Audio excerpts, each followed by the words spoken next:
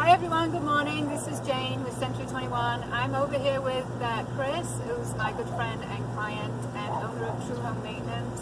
He's going to give us some tips about the defrost cycle on your air conditioning and heat system. Thanks, Chris. Glad you guys could join me today.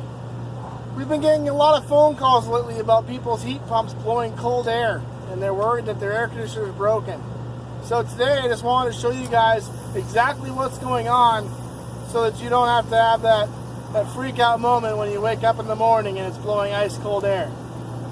So on these heat pumps, they're actually absorbing hot air from outside and they're bringing it inside. Well, when it's 50 degrees or lower, there's not a whole lot of heat left to absorb. This outdoor coil now has to get below freezing in order to do that. So as this coil starts to ice up, the unit is going to go into what they call defrost mode. When it does that, several things happen. First thing you're going to hear is the outdoor fan motor is going to shut off. The reversing valve is going to switch from heating into air conditioning. This just happened. Right now, there's no airflow going across the outdoor coil. It's going to heat up very rapidly.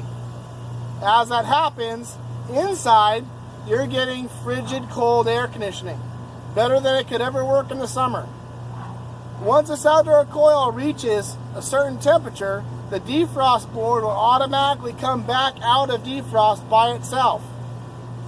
You're going to hear some of those same noises. Switching back to heat, outdoor fan motor comes on, and now it's going to be blowing hot air all by itself. The one thing you never want to do is interrupt this unit while it's going through defrost.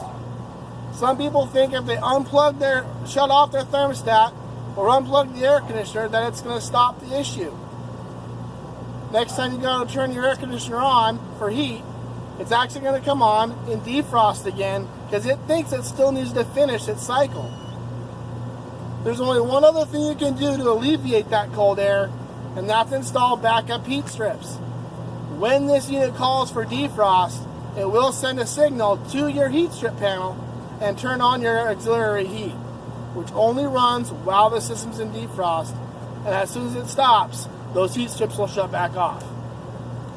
If you have any questions or concerns, give us a call, 480-813-TRUE.